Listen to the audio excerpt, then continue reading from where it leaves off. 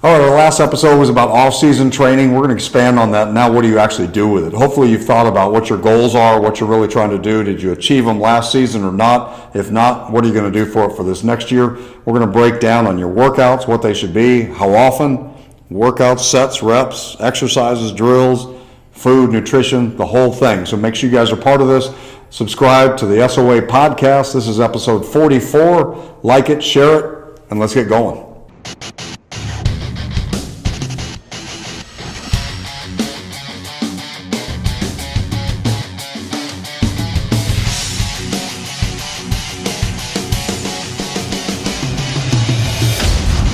Strength of America podcast.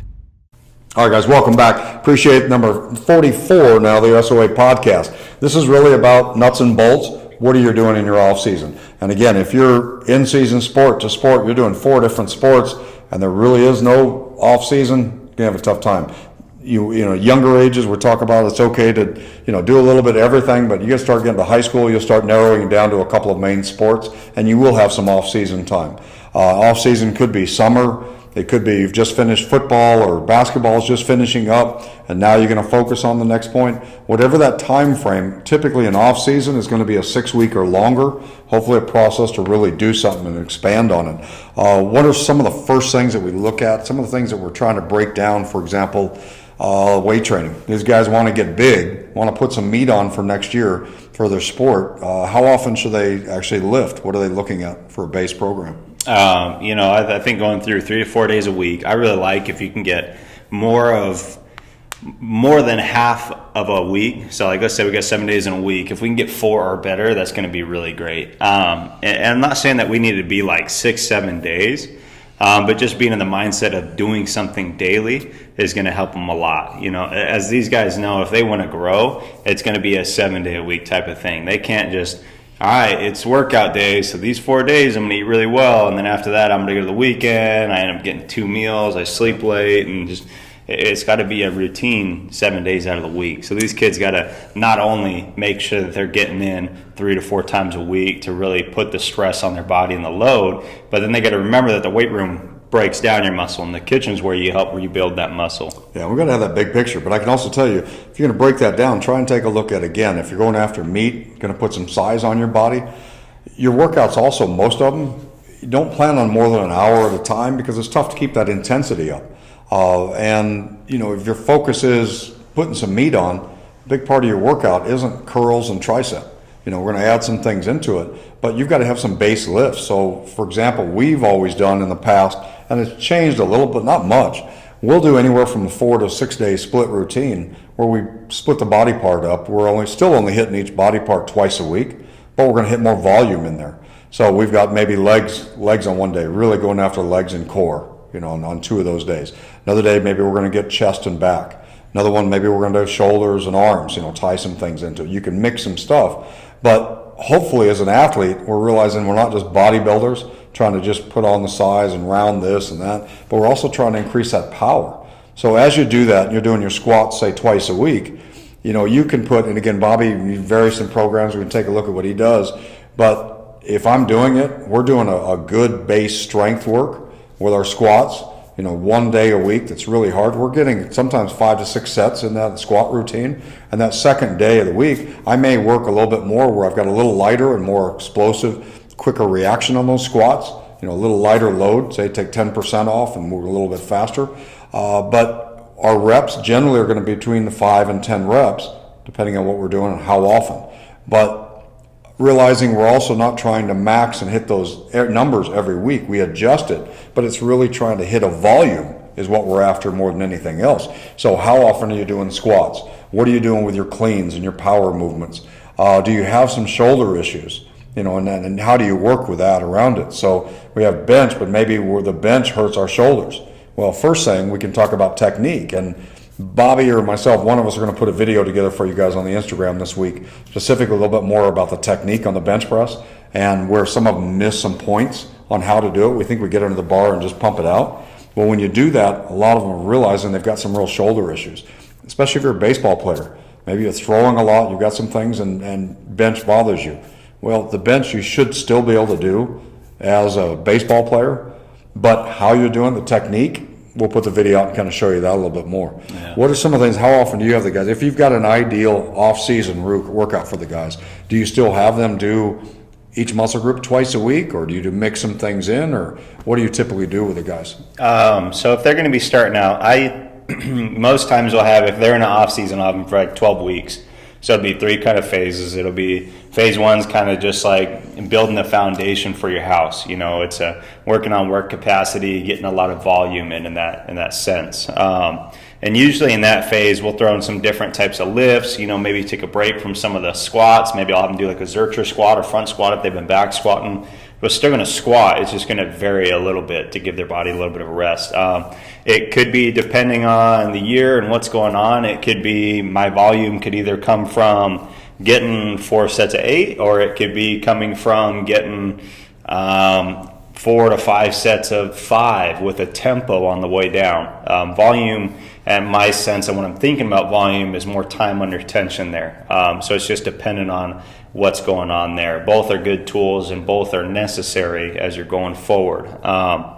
But each day will kind of be a lower body day, upper body, lower, upper. And one day the main emphasis on the lower body could be a squat, and then from there we're going to go on to single leg stuff after that. The next day could be bench and heavy row focus, and then some lighter vertical stuff. And then next day, like a RDL or trap bar deadlift, single leg. And then the next day after that is going to be a heavy overhead press and chin up, and then some lighter accessory press and pull. Outside of that, also a great time is to also not only think of it as your foundation phase, but your teaching phase. That's really what it comes down to. Kids develop bad patterns, come back in, kind of resituate, getting their body moving right. We could obviously even throw in some complexes for their power stuff. So let's say we're not the best at hang cleans, or we just want to get better, or we just want to get some volume. I'll have them go through a complex with a hang clean. They'll start off with a pull, and a high pull, and then a clean, and they'll do that. They'll either go 3, 3, and 3, or they can do the full circuit of it 3 different times. So it's a good, that first phase is great for laying that foundation and really rebuilding and working on that skill of lifting. Yeah, that's what with that base thing. You may only hit 3 lifts, maybe 4 lifts in there, but you're going to really do them well. You're going to really push the work on it.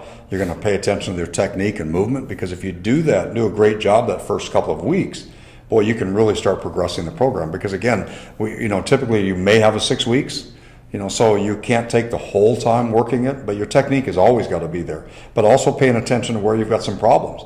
And again, shoulder problems and what's happening, maybe a lot of your typical high school athlete, you're really anterior dominant, the anterior shoulders, the pecs, everything's really strong. Your posterior chain is really weak. So that roundness of the shoulders, the body position we've got, really adds to a lot of the problem. So we can add into that routine as part of your warm-ups, face pulls, or you've got band pulls, or different rowings and body positioning where your hands and arms are, make all the difference in the world. But we start getting some really specific movements in to warm up.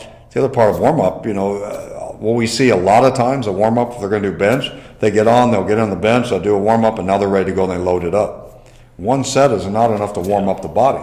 So doing some face pull, doing some band pulls, doing some push-ups, working some different things, mechanics, and then start loading up, that's what we need to do and get it. But, and I can tell you, because from history, myself, it wasn't. That's where a lot of the problems I had. I was strong at my age, but at 19, I was working out, at 145 pounds, I was working out with guys that were 220 and, brothers, and they were good and big, and this is our gym in California doing our stuff, and I could do the same weight, so I did it. So what did we do? We warmed up with 225 and got our 10 reps. It was a hard 10 reps, but we got it. And that was our warm-up. And then we started loading up and wondering why I blew a biceps tendon in my shoulder and, the arm, and pulled that out.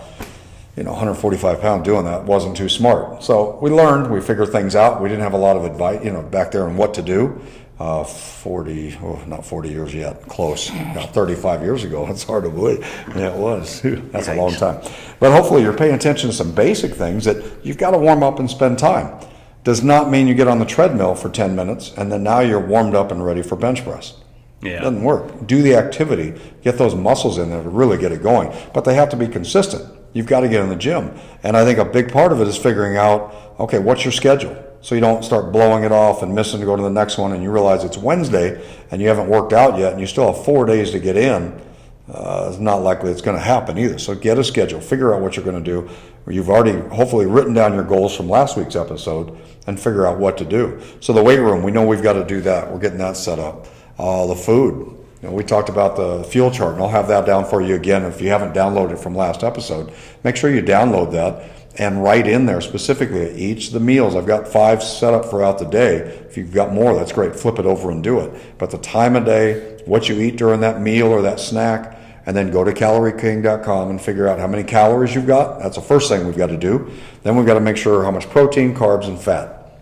Then we can look at that, compare it to the nutritional chart that we've got there as well, and you can kind of figure out where do you fit in that. And like Bobby said, it's not just, okay, it's lifting day, so I'm going to eat correctly. It's 7 days a week if you want to make it happen. So what are some of the things that they can do that help, that you even do, I notice, with your meals or things to make it simpler? They're a high school student, can't afford a lot of big stuff. However, there's some basic things that they can do. What are the staples, if they're going to put on some meat, that they should be eating? Really, the thing at the end of the day, people ask about supplements, and most of the times I'm trying to tell them to get whole foods throughout the day. If you're really trying to gain weight, a shake alone is not just going to cut it. You're going to have to make sure that you're getting whole foods that are dense throughout that day. And then if you're, let's say, maybe you're not the best at eating in the morning, okay, or at the nighttime, you ate a couple hours ago and you're still not going to bed yet, and you're like, man, I'm getting kind of hungry, but you don't know if you should eat. It's a great time for a shake. So that's when to plug the shakes in. I don't think the shakes are great when you really have the time during the day and to prepare. That's not going to prepare you for workouts or to recover from workouts. The food's what's really going to do that. So if you're going through and you run out of time, or I had a kid this week says, I don't really like doing breakfast, so what's something I can do? And I told him about a shake. I sent him a picture. I had a buddy who took a screenshot of a shake that somebody could do, basically if they are a hard gainer and need to put on some weight, or somebody's just they're just trying to maintain what they're doing and add in something a little bit different. But it is something that you could easily go through, and you can make a shake up with milk. Let's say you could do almond or regular. If you have dairy issues, if you're trying to gain weight, go more the milk route rather than the almond. You could add peanut butter, banana, oatmeal, stuff like that, and you can make up a shake. Now outside of that, let's say they're a hard gainer. Something we used to do back in the days was ice cream. Scoop ice cream right in that shake. So now they could do not only the milk, peanut butter, banana, oatmeal, but now they could throw a scoop of their ice cream in, add a little extra calorie, and get a little bit more, and that's probably a little better towards the end of the night rather than the beginning of the day. But yeah. Well, I think, something I want you to keep in mind too, again, is geared a lot towards our high school guys or my 8th graders coming into high school and things picking it up. I don't want you guys worried about the fat that you're getting from this shake or other things going on. The fat that we're worried about are the French fries and all that extra junk going on. Yeah, you can worry about that and keeping that in. Those are the big things. But whole milk, that's like somebody having chocolate milk instead. It's not going to make you fat from drinking chocolate milk.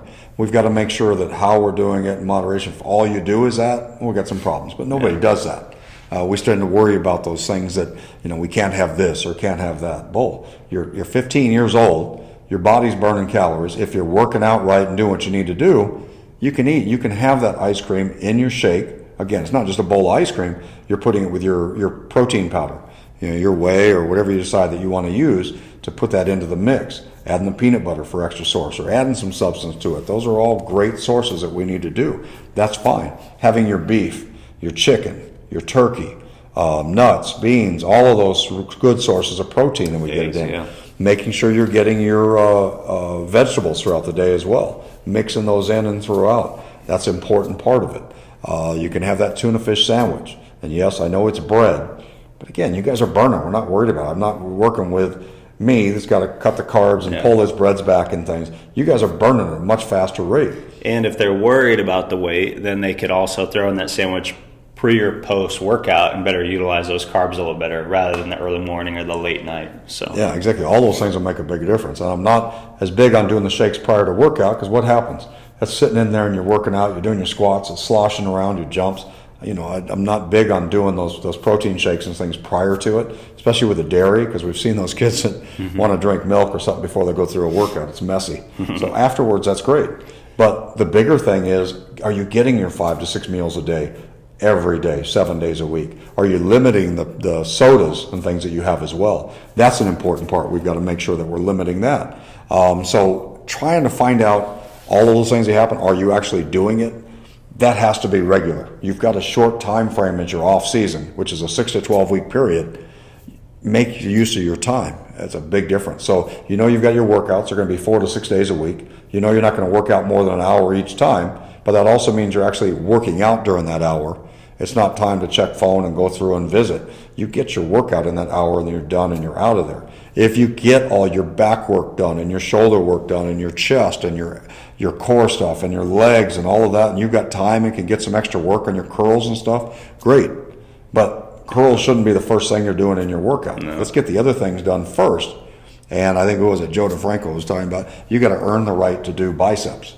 So get all your back work done, all your chest work, get all that done and done well, then we can put the extra stuff in it. Because one of the things that he was pointing out, which is true, we start getting so dominant on the biceps, that puts so much stress on the shoulders. If we don't have the strength to keep that up, it rounds, it pulls it, and then we start having shoulder problems. And that's where one of the things I did as a 19-year-old that we didn't know. Biceps. What were we doing? We were doing curls and benching all day. We didn't spend any. And I had some good lats that I did, but a low lat pull. I wasn't doing any of this high pull stuff that I needed to counterbalance that. So earn the right to get those extra things in. You're getting that work in. Your pull-ups, your all of that stuff in. You do that work, you're getting good bicep work into it. You're doing the bench and all that stuff. You're getting good triceps in also. But if it's good and you want to get a little more when you're done with good quality work, and you got a little extra time, man, you can do a lot of stuff in 10 minutes of good arm work to finish it up. But after you've done that other work. Yeah. So you've got that, your diet, what's next? I think, just before we start to wrap up the whole phase 1 talk here, as we're going through, and something I think for the adults real quick to hone in, we talk about these diets, all these meals throughout the day. You got to realize that, if you're an athlete that is done now with athletics, or you're someone that's an adult, going through the average daily life, this is not the nutritional advice. It's for you.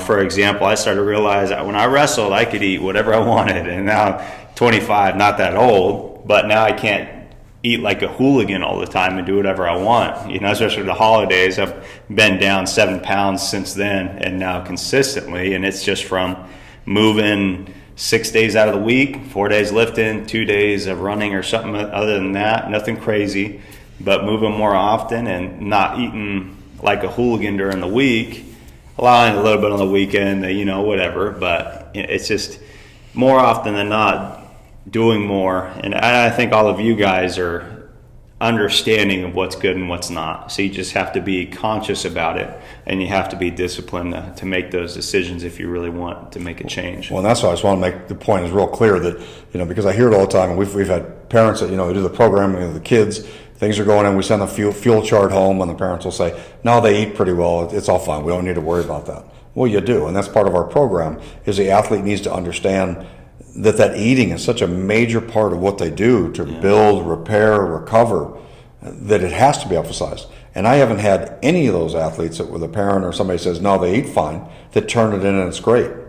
They've got some good things, but they're not eating enough. And that's most of them. They're not getting enough calories in for what their body needs.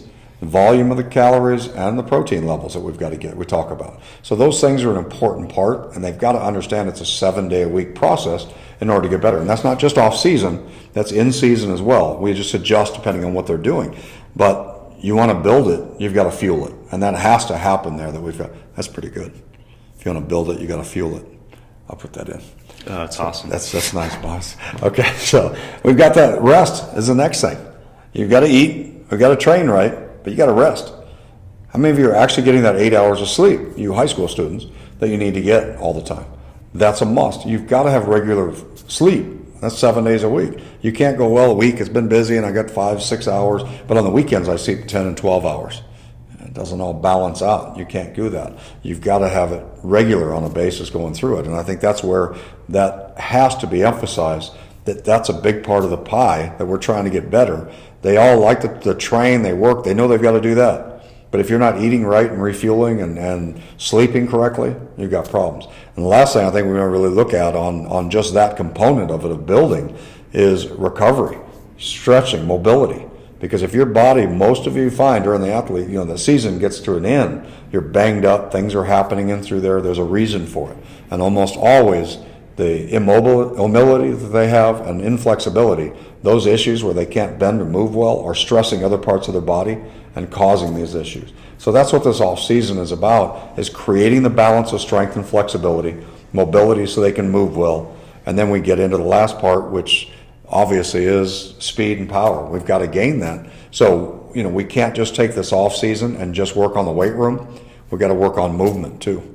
So how many days a week? We usually have a couple of days a week at least the athletes are going through. Yeah, so I think this is a good time. We'll probably just stay on like the phase one of it, kind of like we were talking about the volume. So I think the phase one of the, like when I'm thinking about our first 4 weeks out of the 12 weeks of an off season, still the weight room time where we're focusing on that stuff, when we're focusing on our speed stuff, that's a good time to really focus in my opinion, is on just working on basic mechanics, coming back to the teaching of things again. I mean, as you know, with athletes, when they come immobile, they create imbalances, they start moving in different ways. Their motor patterns are not very well balanced side to side. They're starting to, I got something going on this right side, so now my left side's doing more work. So we're trying to balance those things out and get them moving in more of a balanced manner. So that could be anywhere from just working on basic sprint to stops, decelerations, and different forward, lateral,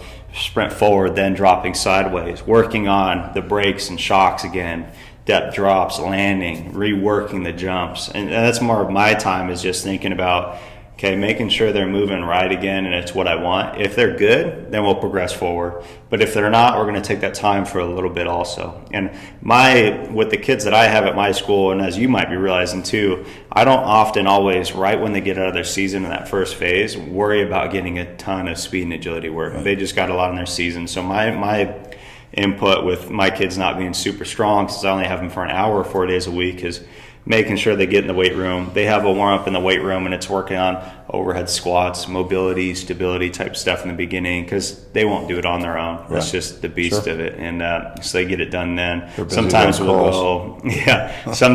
go outside, throw a ball, do something a little different in that nature, work some coordination. But really, when we start getting to that phase two, like we'll talk about next week, phase 2 and phase 3, that's when we start to get into more resisted and a lot more advanced drills at that point. So. Yeah, and that's good. I think, and again, the beginning of your off season, we're trying to figure out those imbalances where you have problems. So like doing the overhead squat, taking a look at what's happening, do it in front of a mirror, in front of your phone, to really see as you're going down. You have one arm back behind the other side, you have a shifting to one side, what's going on with it. Forward leaning. You've got some of those things that are really happening. Find these things, and then what should you be doing? Working on those weak spots. And that's where athletes, I think, really get into trouble, because we tend to always work on the things that we're already good at to make us even better. But those strong points can lead to some real injury problems later on. Or like I tell my athletes, watching you guys do speed whorls, and you make great cuts right to left, but left to right you're not too good, and they can see that. Where are they going to send their athletes all day long? To your left side, because you don't make good quick change direction, you don't have as much power moving that way. So they're going to find that. So don't have a weak spot. Our athletes don't have weak spots. We don't want them to have that. So we got to find, and that's what we're looking for. So that initial phase is all about that. Getting your eating habits right, getting your sleeping habits, getting into the gym on a regular basis. Whether your school offers a program or not, getting into the gym and getting that program and figuring out what days I'm going to work out, how many sets, what I'm doing, what's first, second, and third. Then if I have time, Bob says now I've earned time, I can go ahead and do my curls and push downs I want to do. But the movements, jump and landing, and snap downs that we've done before. Snap to that position. How are you landing? How are you reacting? Are you controlling the melon, or is the head moving all over? Solid movements, sprint, laterals, go into sides movements, anything you want to do, but change it and just see where you're at. Nothing big, nothing crazy, but make sure we're moving right. Because again, like I said, we get our athletes, the football players decide they want to do track, but they haven't worked on any deceleration work, any change of direction movement, and we don't want them the first day of camp to come back in with us in the summertime, and now they're falling, they're moving over, they don't have control. Who cares what that 40-yard time is if you can't move and change direction on the field as a soccer player or a football player? So track is good. We won't get into here if people are saying we're not saying track, but you've got to mix this stuff into it. And when we get in our second and third phases of this, those are things that are going to be essential for you to then get ready for that next season, whatever it is coming up. Your soccer, football, lacrosse, doesn't matter. Yeah, that's great. And to touch on that point that you were making also, that I try to stress my kids all the time. They love going to the gym on their own time, doing these things. But again, when they're going to the gym, they're doing leg presses, leg extensions, bench press, curls, things that at the end of the day, most often are not going to do a whole lot for them. You know, so again, the reason they got to come in and you got to help encourage them to go in and work with their strength coach is to say, hey, you know, at the end of the day, when I go to the gym, I'm doing what I want to do. When I go to that coach, there's going to be things that I do not want to do that he's going to make me do. And that's the things that I need to do that's going to get me better. If we just did whatever we wanted to do all the time, we'd all probably be rich, living these great lives, great athletes, but that's not how it is. So, you know, these kids have to realize that it's great you want to go to the gym. You got to do that on your extra time, maybe on the weekends. But during the week, you got to go and you got to do the things you don't want to do, because those are the things that are going to get you better. So. Yep. Definitely. So get on it. So please make sure, you appreciate you guys, the emails that we're getting and information back. Some of them are comments on there. Please comment below. Was this helpful? Got some more questions about the training? What kind of questions? We can even break that down more for you. But the essentials are, make sure you're getting your training in, figuring out what your goals are, where your weaknesses are, how many days a week you're going to be working out, and committing that time to go in and getting it done. But again, do it wisely. You don't need to hang out for 2 hours. Hour in and out, get your work, and you're moving on. Getting your fuel properly, figuring out how much you need to be eating, getting on that every day, 7 days a week, and your sleep.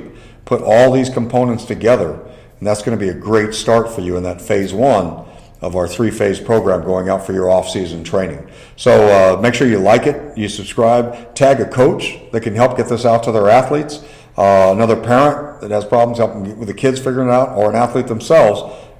Off season. Now, let's get it going. Don't wait. Don't wait till summertime. If you've got spring or you're in between seasons right now, I don't care if you've got 4 weeks as your off season. Let's condense, let's put some of these things together, and let's get it ready to go. So we will see you guys next week. Phase 2, getting into that part, what to do and move on. Meanwhile, watch the Instagram and some other stuff as well for the bench and some of the corrective movements we can help you with as well to get on track and make your workouts more effective. And so we can waste time, have fun.